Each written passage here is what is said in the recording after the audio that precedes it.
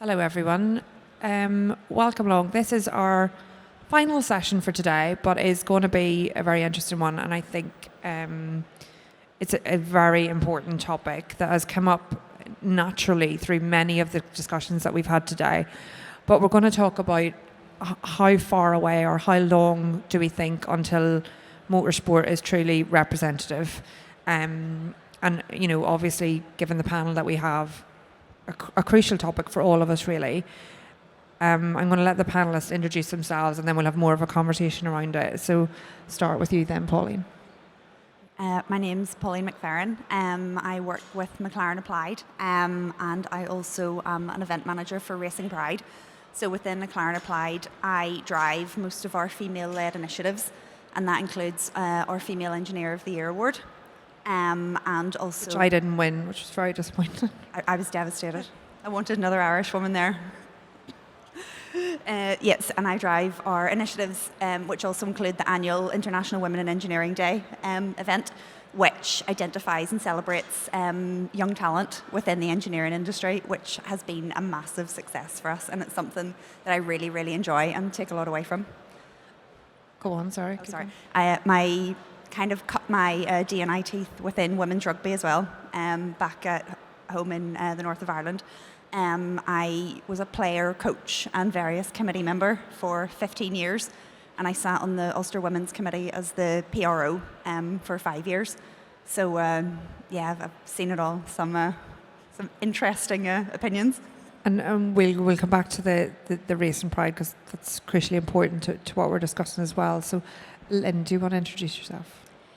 Thank you very much. Yes, my name is Lynn St. James. I am celebrating my 50th year in motorsports. So I started out seriously, and I started when I was 27. I'll let you do the math, but it is a passion. I don't know whether I can say I found racing or racing found me, but it was transformative in my life. My very first race car was a Ford Pinto, which was the car that I drove back and forth to work every day and put a roll bar in it and a five-point seatbelt and a 5-pound fire extinguisher, and started racing it as an amateur, and have been racing ever since. I guess my claim to fame is that I've been in 7 Indy 500s. I was Rookie of the Year in 1992. Held the record for being the oldest rookie in the history of the Indianapolis 500 until last year, when my dear friend, 6-time NASCAR champion Jimmy Johnson, was a rookie at the Indy 500. So he took away my title. Its records are meant to be broken, I get it.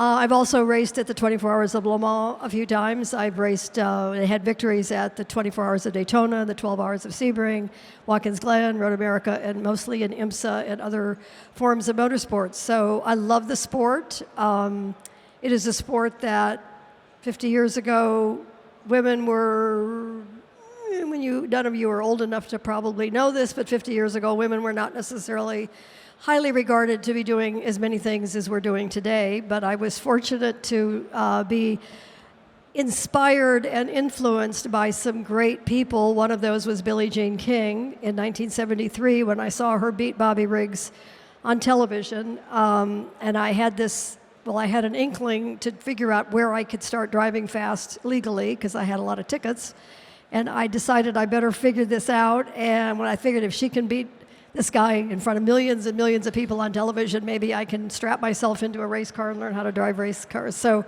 my current activity, which I'm very dedicated to, is I co-founded Women in Motorsports North America. And it's an organization, a community of men and women who are dedicated to advance opportunities for women in motorsports, to celebrate the ones that are in, because there's a lot more women who are successful in this sport than people realize. So we want to celebrate the ones that are there, elevate them so that they become more mentors, and mentorship is a key component of our organization. And so many people, when they introduce me, thank you for allowing me to introduce myself, when people introduce me, they say, you know, that we want to change the face of motorsports.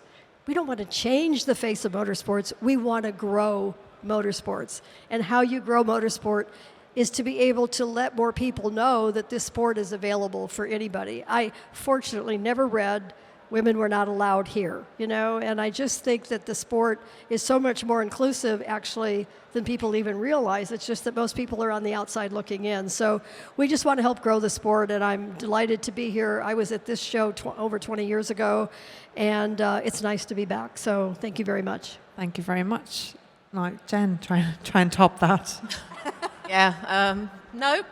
My name's Jen Gordon-Thomson. Thank you very much for inviting me to speak on the panel. I'm a sports lawyer, said with slight trepidation because people hate lawyers.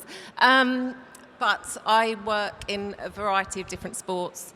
I guess my particular interest in this panel is that I'm chair of a sports regulatory body that classifies athletes to go to the Paralympics.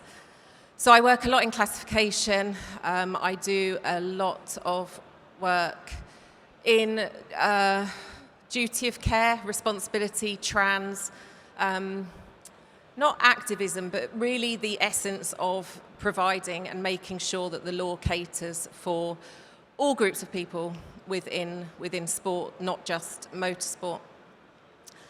I sit on the board of the regulatory authority that oversees football. I do a bit of work in motorsport, obviously. Otherwise, I suppose I wouldn't be here. But yeah, just generally, I just think it's really important that everybody has an opportunity, and people will often say to me, women in law, it's underrepresented and things like that. I've never been told no, but I also recognise that I'm probably in the minority, that I won't stop shouting until someone's heard me.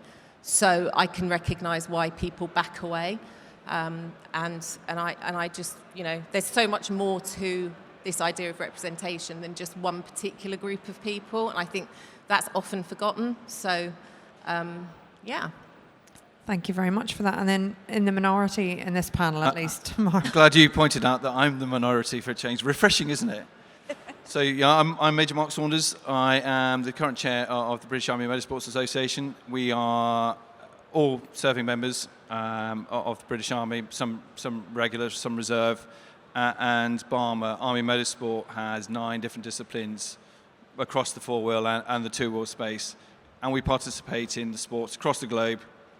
We have world champions, national champions in our ranks, so we've got the talent, and from how do we justify it? There's 43 other sports in the Army, and some of those up to Olympic level.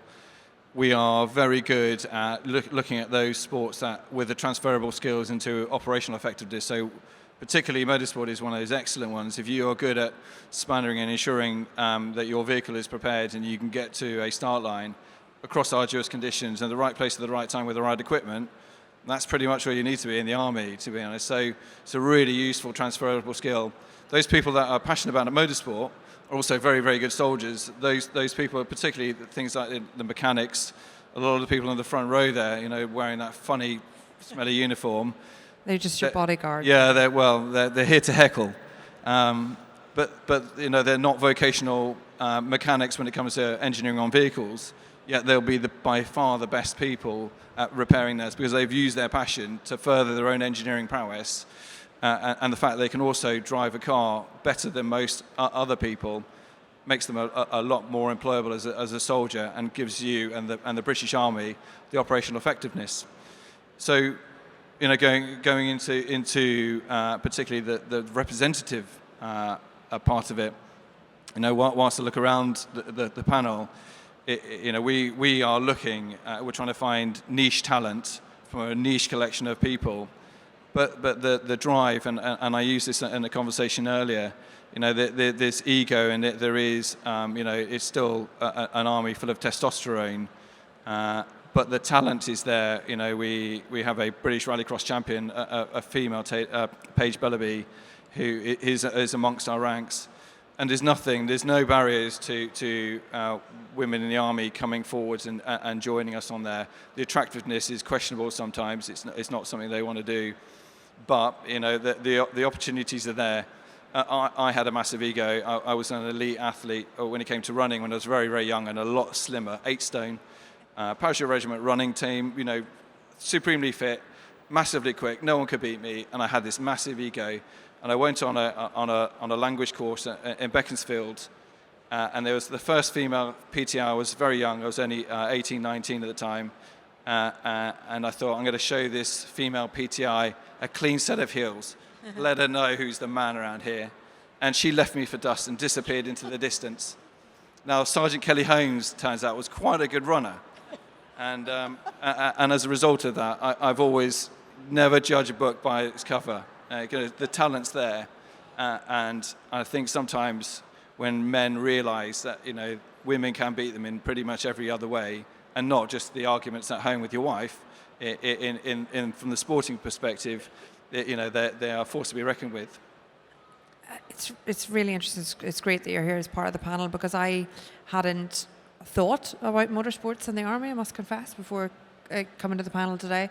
But when you start to think of similarities, the crossover, from my own world of strategy, the decision making under pressure, the working as a team, the communication that's required, there are actually a vast array of crossovers between motorsport and, I have no idea what you guys do, but what I imagine you guys do, or what I imagine some of the skill sets must be, it's not something I thought of before, so it's very powerful. It's also fun. If it was all about being abroad and closing with the enemy or marching up and down a drill square, we'd be pretty boring people, and it would be a really unattractive employer. So it's nice to have fun. It's nice to have those opportunities. And we've got some amazing bits of equipment over on our stand, and please come and visit. But I'll also note that the Ferrari and the Sierra Cosworth aren't paid for by taxpayers. Funny old thing. It's worth pointing that out. That's a question that's come up a few times today. So the technology's there. We're funded predominantly by the Army Sports Lottery, which is what all soldiers and officers pay into, and we get the sports money and the sports grants back as a result of that. But it just makes us less boring people, and it's, as an employer, a damn sight more attractive, to be honest. I can imagine. So to kick off, the question is, how long do we think it is until motorsport is representative, or truly representative is the question, actually. But Lynn, in your time, you've had more experience in F1 than any of us have, or more experience in motorsport, than any of us have. Have you seen change in that time, and has the rate of change improved or not? Well, definitely it's improved. I mean, society has changed in the last 4 or 5 years, and I think that has opened up a lot of people's sense of responsibility, that the leaders in our sport. It's no longer a check the box, we need to do something. It's touched, I think, between COVID and the other social injustices that occurred, have really touched people to do the right thing and to really take action.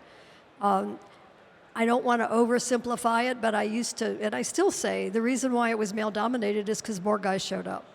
So, if more women would show up, if more diverse people would show up, and somewhat demand, when I say demand, meaning I want to do something and not just stand outside the fence, and that takes a certain mindset, a certain personality, a certain amount of moment, even if it's a moment of courage to go, I'm going to try that, or I'd like to do that. The hardest thing, racing is a hard sport. The thing I don't want, I've encouraged more college students to probably not get into motorsports because they didn't understand the lifestyle and the commitment. They get an education and then they think it's glamorous, they travel around the world and they're smart. And it's not that I don't want them to get into motorsports, I just want them to understand how hard it is. Motorsports at the elite level does not accept mediocrity. You can't be mediocre at what you do and be successful at an elite level. But at an amateur, participatory, corner workers, we need people that love the sport. We need passion. And I just want to add, because I don't know how many times I'll have a chance to talk, but I just went to Silverstone this morning, which was absolutely amazing. And one of the things we were explained is that they have a military program that they do there, that they bring former military people, and they take them around they take them to the track, they have a day at the track, but they also start to understand the job opportunities, the career opportunities, the transfer of skills, the discipline, the level of excellence that you have to be successful in the military apply. So there's so many more crossover opportunities that I think open the doors up for people to be able to participate. So it's happening for the right reasons, but we do need more proactive. We need people to take responsibility for their desire or for their interest. If people show their interest and their passion, I think people will respond positively. You can talk as much as you want, because I could listen to you for a large proportion of my day, I think. But it's interesting, having listened to both you and Jen in particular, both of you said something along the lines of, the reason I got into motorsport or where I am now is because nobody told me no. And I think that reflects my story as well. Nobody ever said to me, engineering is a man's thing, so you shouldn't do it. And I never questioned that, so I just went on and did it. And that maybe speaks a little bit to the characters that we are. And is that why we're not getting the representation? Because definitely at our stage, nobody was explaining that it was a possibility, and therefore the people that need that highlighted as a possibility aren't seeing it. Or is it deeper than that, Jen? I think for me the reality is there are barriers to entry, and I don't think we can pretend that there aren't. I think people that aren't as fortunate as us, if I can suggest that we're fortunate, don't recognise themselves in us. And if you can't see you there, you are not going to think you can get there. I do truly believe that. I'm one of 3 children. I have 2 older brothers. My whole attitude to getting into motorsport was their fault. I had a choice. But actually, there was no choice. It was, well, Jen, they're doing motocross, so do you want a Honda 50, and do you want to do it too, or are you going to sit there? But you know what came out of that? I'm the only one that has a road license out of the 3 of us now, and I will go to meets, and people will be surprised when I take my lid off, because I don't wear a nice outfit, leathers, cut in. I will wear rain stuff, and I take my lid off, and it's like, oh, you're a girl? It's like, I am a girl, thanks, but I'm just me. I don't know why society wants to continually place people in boxes.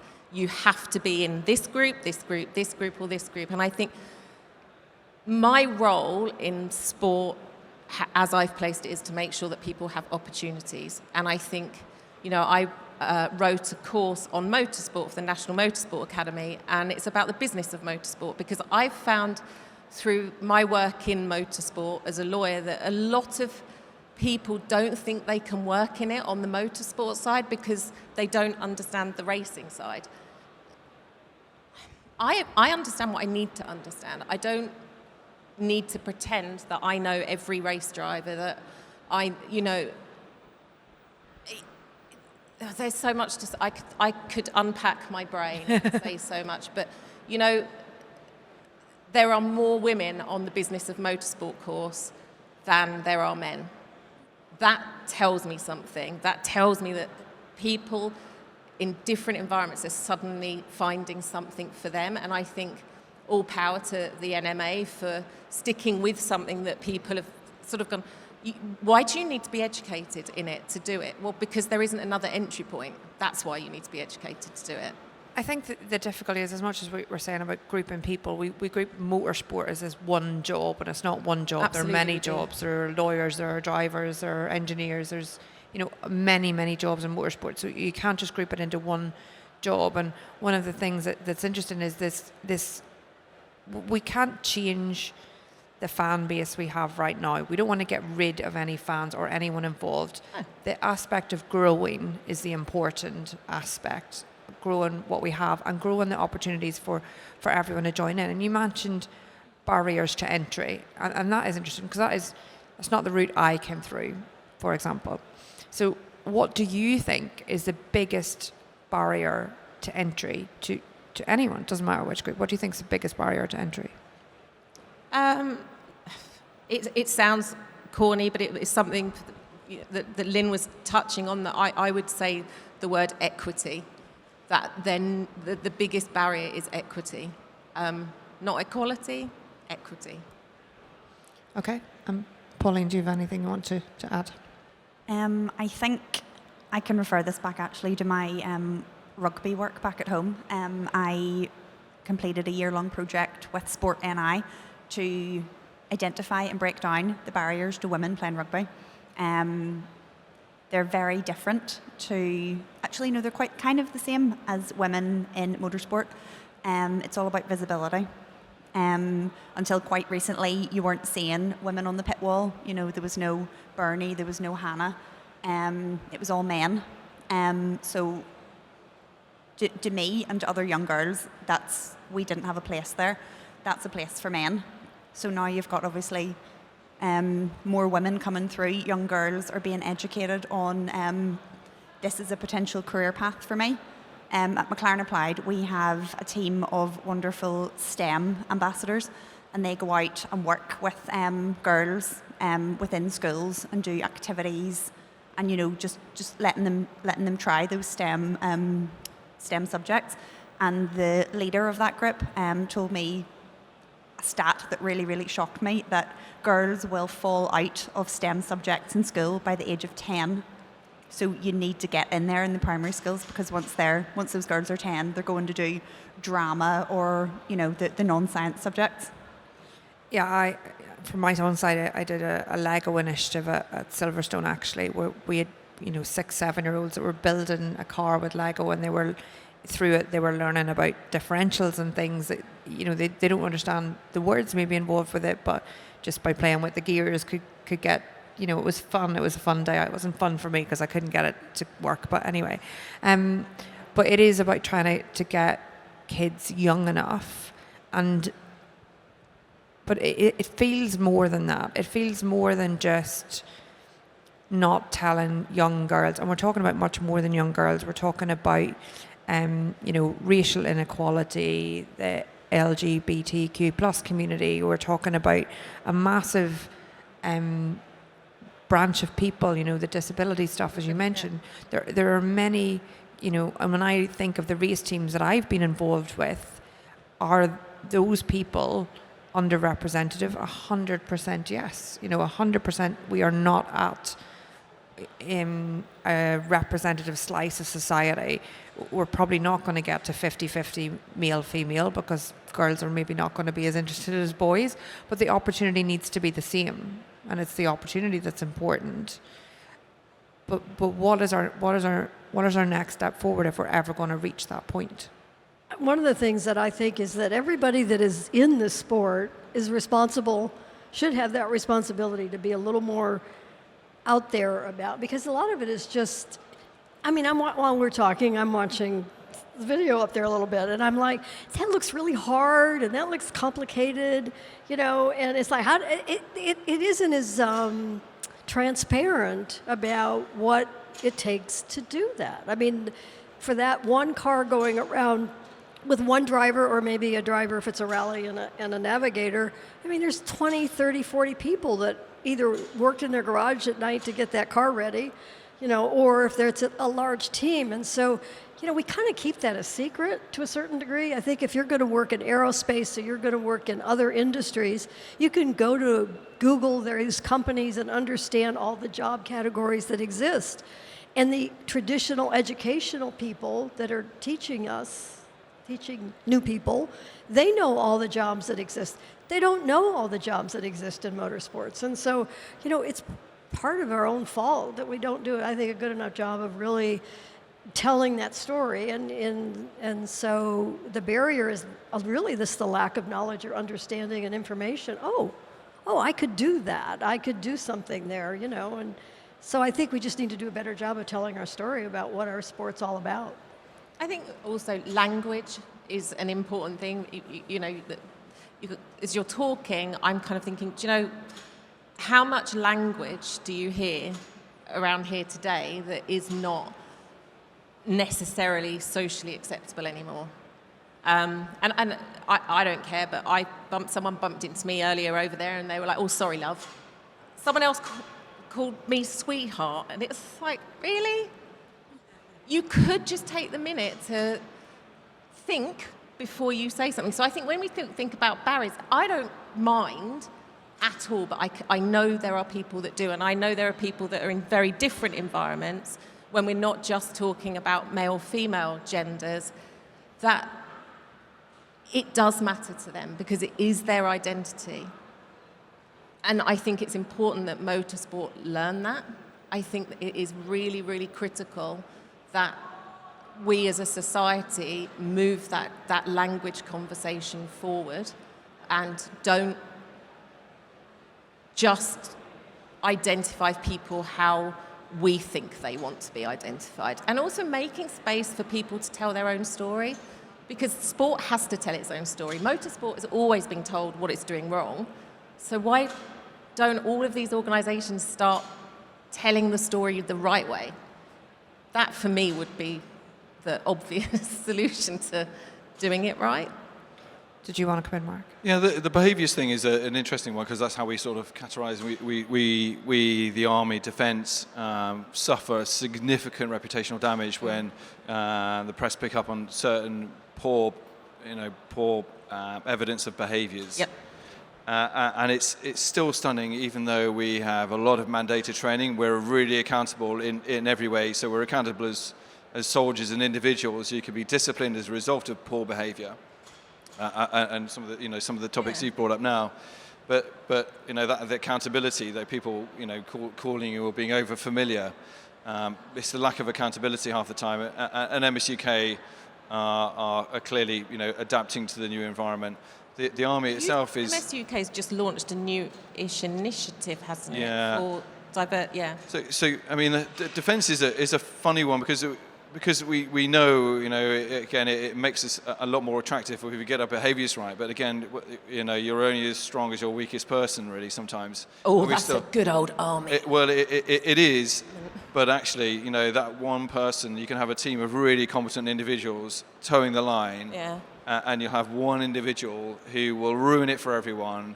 We're tarred with the same brush because we're all in the Army, and it's a bit of a nightmare. And you can do all the mandated training in all the world, and still people demonstrate bad behaviours. And I witnessed it with some of it myself in the Army, and I get really animated because I always feel, and I had a good upbringing, that I know intuitively how to treat a friend, an individual, a lady. It's in there. I shouldn't need a set of rules to tell me that. And yet, I witnessed something the day after I'd done this annual mandated behavioural training that tells me so black and white what is right and wrong. And I really get animated because I think it's wasting my time. I know what's right and wrong.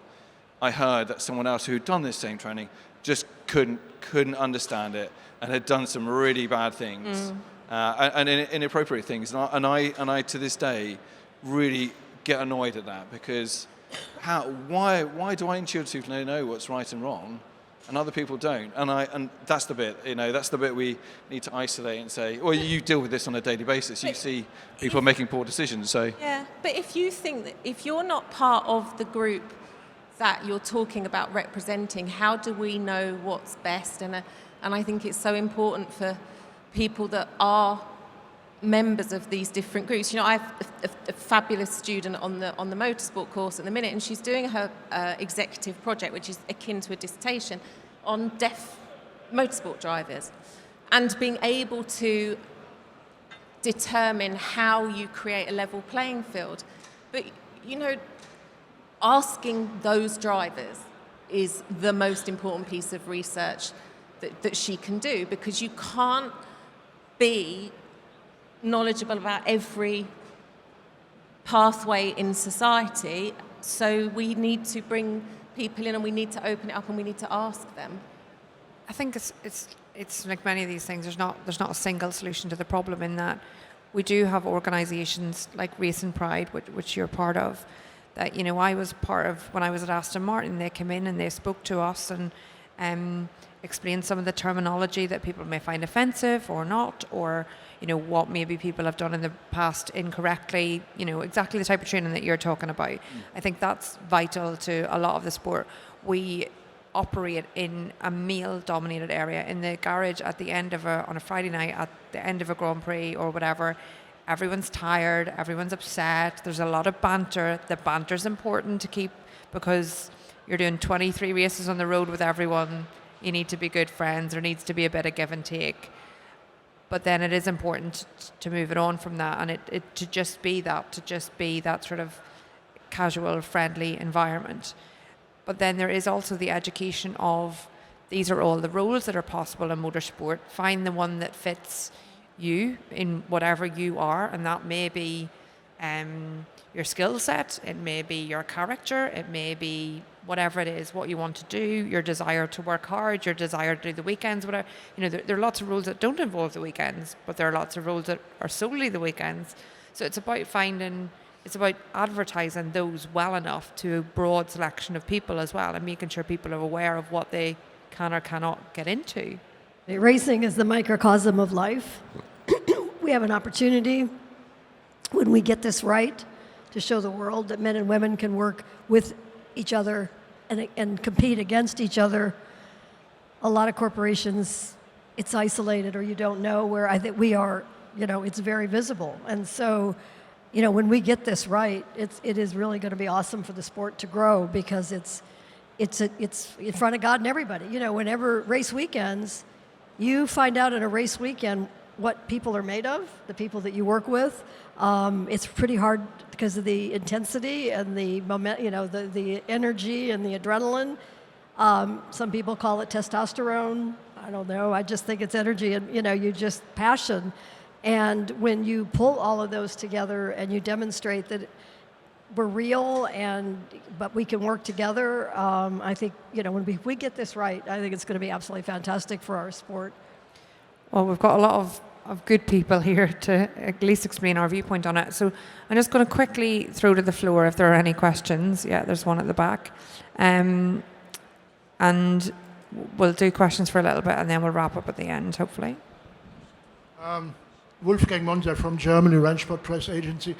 A question for the lady for you. Noisy one, yeah. Yeah, no, not noisy. I'm a little bit confused about your comments. I mean, what you told about your brothers, you're a girl, I think it's a little bit old-fashioned. Let's say when a lady wants to become a race driver, the most two important things, like a male driver, talent and money. Two perfect examples. When you go back late 70s, early 80s, maybe Lynn will remember that. South African Desiree Wilson came over to Europe, raced in junior formulas, no money, convinced drivers and teams to let her race, and finally made it into Formula One, and to the present day is the only female driver winning a Formula One race, Easter weekend 1980 in Brands Hatch.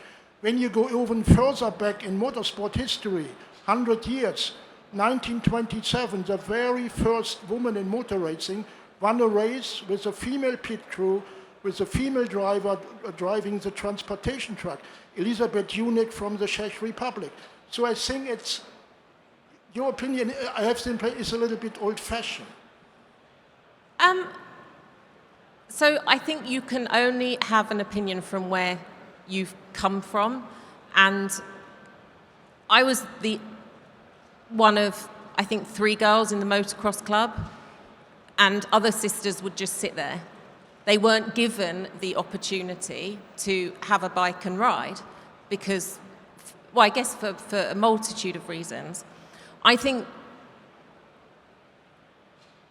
commercially, we were just saying when you were about to ask your question, I think commercially it's very hard, it is harder for women to get buy-in from sponsors and get money. And I think, you've touched on a really important aspect of access to motorsport and the financial ability to maneuver yourself into motorsport. You do generally have to bring some money with you or have money to be able to participate. And through every sport, it is proven from one statistic to another that women are not as sponsorable as men. Commercially, value for women is lower. You can look at football and it's the same. So yeah, it may be old-fashioned, my view, but it can't be that old-fashioned because I'm not that old, but it may be old-fashioned. And if that's old-fashioned, then that's because it is still the same today. Thank you for that. That's a good answer. We will move on. Next question. Anyone in the audience? Any questions? Front row, 2 at the front row here. I'm just keen to get your thoughts on once women are, or anyone LGBTQ plus with someone with a disability, once they're in motorsport, how do you then help make them thrive in motorsport, so then that representation is not just at motorsport as a whole, but you have the correct level of representation at senior levels as well? So I'll start with that if that's okay for others. I'm not on the panel, but I'm going to go for it anyway. I actually think that we've had this type of question or discussion a few times over the weekend. Motorsport from the inside, I felt very inclusive. I never felt from I started as a junior designer until I left as head of race strategy that I was disadvantaged in any way as a female. I worked hard, but I was good at what I did, and I was given, maybe I was lucky in my managers, but I was given, I feel, the same opportunity and supported by my colleagues. Because in motorsport, there is never enough people to do the work that you want. So everyone needs to be working well together. So within the community, I have never felt disadvantaged. I think, and we've not actually mentioned it so far, but there was a stat that something like at junior karting level, 5% of the people in karts or with a kart license are women. So you can't get your one Formula One driver from 5%. That the math doesn't work. Equally, in an engineering office, it's a very low percentage of women in engineering, in strategy, in marketing, whatever. It's a low percentage of women. So for those women to make it to team principal level, if we want to talk about it on the pit wall, you're working against the odds. And we need more people coming in at the junior level, and that is going to need to filter through. When I left, my boss has 15 years more experience than I have in F1. So it would have taken me another 15 years to be there, which, I was unprepared to give.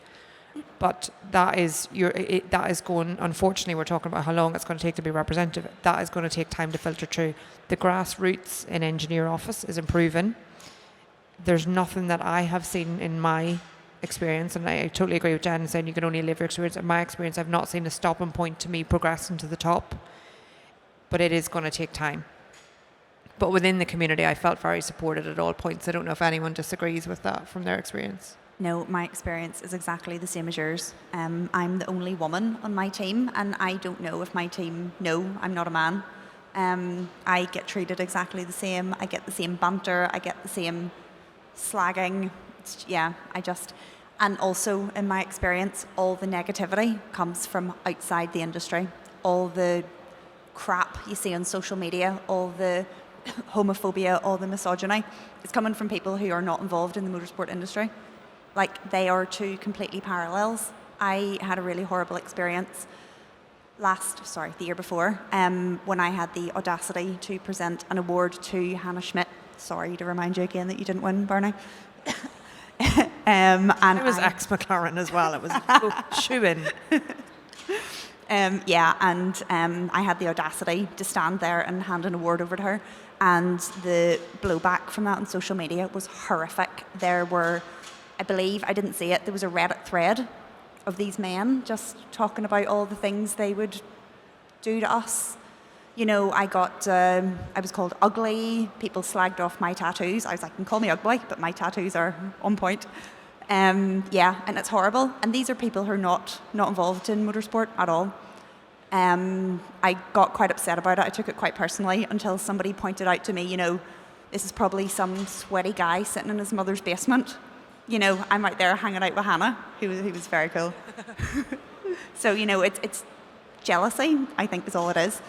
And when you're talking about then the visibility in terms of LGBT leaders, that's something that we address within Race and Pride. We work with Formula One teams, we go in, we run those education projects, and again, talking about terminology, what you should say, what you shouldn't say. And for me, it's really encouraging then to see people within those businesses, having the confidence to come out in the workplace, because it's such a welcoming environment. Thank you for that. So happy with that as an answer. Next question then. Hello.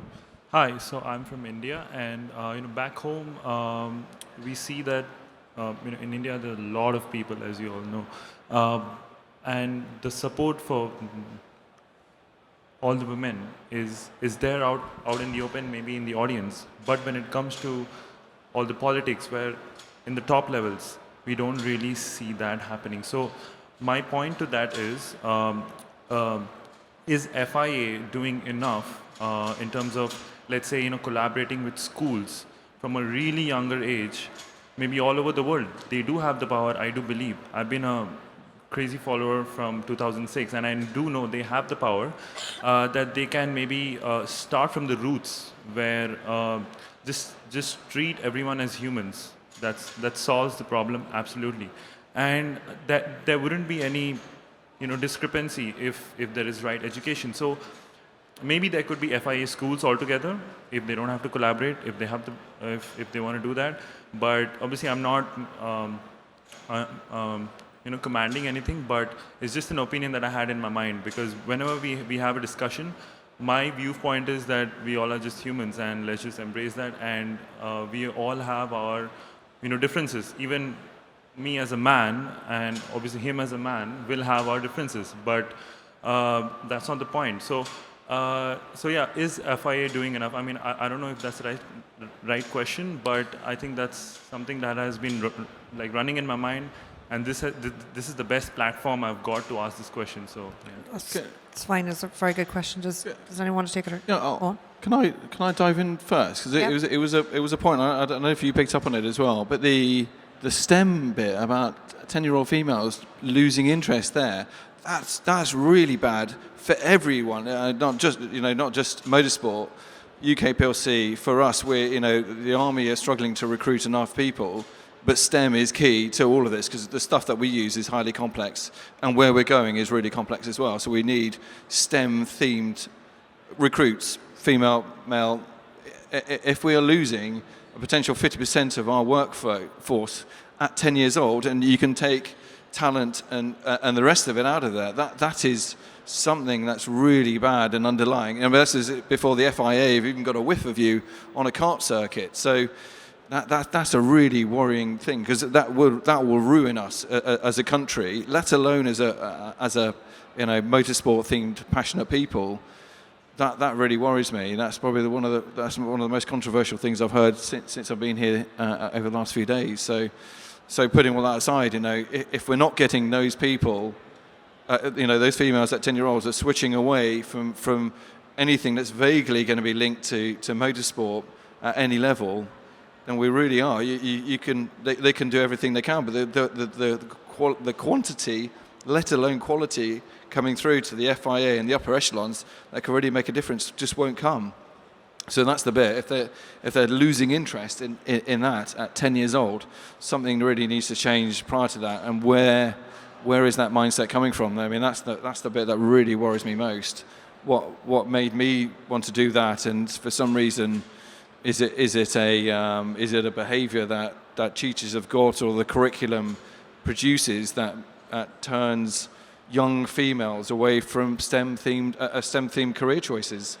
Because Lord knows this country needs them if we're to be reasonably sustainable on a global market. So, yeah, it's quite a difficult one. Sorry, Lynn, do you want to come in on that one? Well, I guess I missed that part of what he was saying. On the FIA end of it, I've just recently become, through the FIA Women in Motorsports Commission, that I'm aware that the FIA is making efforts. They've now kind of reorganizing, and then they have sustainability and diversity, which includes women under a particular leadership now. So I think they're trying. I mean, but it is difficult, because the world does, even though we're one big world and we're humanity, the way people are educated and the way people enforce things and all of that and communicate and educate people are very different in different parts of the world. So it isn't so easily achieved, but I know they are trying. But I missed that there was when they're 10 years old, I missed that. Pauline came out with it. I guess I didn't hear that. Yeah, so it's kind of hard to hear. One of my STEM ambassadors at McLaren Applied told me that stat. it was a couple of years ago, and it has really stuck with me because it's so shocking. Well, I'm wondering, and this is, I don't want to spend a lot of time on this, but through the Women's Sports Foundation, which I was very involved with, is that also happens when women who are very active in sports as young girls, and then they get to the puberty, 10, 11, 12 years old, then they lose interest in sports because they start thinking differently. They're biologically, things are happening to them differently, and also, and there is a lot of societal pressures about what it is that you should be as a girl, what it is I don't want to go into a lot of it, but it was like if you have math and science, that there's boys in the class and girls in the class, the boys are the ones now that take over and take all the questions, and so the girls start to, they don't have as much confidence maybe at that age, that they don't, I don't know. I can't imagine at 10 years old I wouldn't have had a clue that I could do what I could do. So the way our education systems are structured, could have a lot to do with it, and then to be patient. Sometimes girls actually mature at a different level or a different time and not wipe them out just because they didn't want to study math and science or STEM-related programs when they were 10, but maybe by the time they're 13 or 14, they may be very interested, but they've been pushed aside, so I don't know. Sorry. Go on, I Jen. was going to say, I think some of those subjects are very much seen as for boys. And again, it's going back to my previous point of visibility. If you think of famous scientists or famous physicists. But it was a woman that invented GPS, wasn't it? Apparently so, but the visible scientists are all males. Even, people say, oh, cooking's a woman's job, yet all the famous chefs are men, can't win, can we? I just thought of something that the way they teach science and math, no offense, is they use war often as the examples of things. And we're not necessarily turned on by war. Sometimes I think the terminology of how some of these things are taught. It's like we could go crazy on this subject, I think, But anyway, I just thought of that. I was like, God, I don't really want to. We certainly get our biggest advances, don't we? And we progress, and there's the money to do, well, the government reinvests, and the army, defence, the defence industry releases a huge amount of R&D money to get ahead and finding advantage, and our peers, our enemy, are getting a lot more technical, and we don't have the overmatch that we used to have, and nor does America, and we have to be really clever and really adapt to that environment. No one's got all the right answers, and the field is getting really, really fair, and we always want an overwhelming overmatch to guarantee success before we get involved in that, and that's why you can see sometimes the reticence for not just the UK but the world to get involved in a face-to-face conventional warfare. It's fortunately a thing of the past almost. Except for the Ukraine, of course.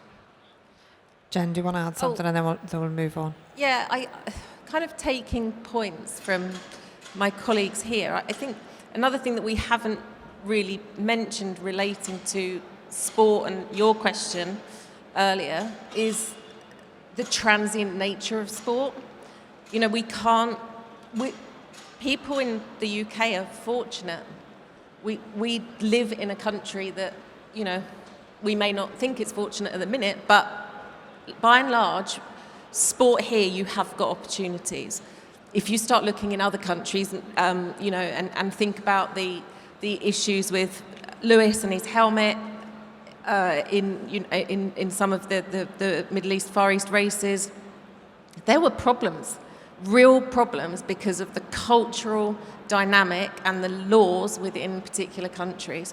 So we can certainly lead by example, right? And hopefully other countries will come along with us. But as sport and this is all sport, it's not just motorsport, as sport moves through different countries, you're continuously having to bend your structure to be able to breathe and work in that environment. And even between the US and the UK, there are cultural differences in the way sports are marketed, the way they're developed, the funding, NCAA programs. It's a really hard gig for sport, yet sport is viewed to fix these problems? 100%. I'm just going to, back to Silverstone today. I was so impressed with the university that's there, the UTC. Yep. I mean, I would like to go back to school and start all over again, but I mean, I wish that was a model that was replicated in so many places, because there you have 14-year-olds to 19-year-olds with a very motorsport-specific educational track on STEM, logistics, some of it as well as in marketing and hospitality. But you've already narrowed the interest level, and now you have a core educational, platform and path to follow. It was fabulous. And what a place to learn with the cars going around in the background. There's nothing more to focus your mind on what you're doing than being at the track. Or to distract you. Distract you, yeah. 30% of those are women, I found out, of those students. I mean, I got so I've much been there a few excited times. today about what I saw. The Facility. solution is happening right before us. So we have unfortunately run out of time. I think we could have spoken for a lot longer on that topic. It is something, we've agreed, I think we're not there yet. It is something we're working on to go to your point. STEM in this country, in the world, not just in motorsport, needs more people. We need the brightest people. That is where the world, I truly believe the world's solutions come from STEM subjects, all aspects of it. So we just need more people, and you're right. We are just people. So I don't care who the person is next to me. They just need to be good at what they do. So thank you very much for our panelists. It was a good discussion, and thank you for the questions. That is it for the Business Forum, I think, for the entire weekend. It's been a pleasure having you all. And yes, we will. I hope you've taken something from it, from any of the sessions. And thank you for your time. Thank you, everyone.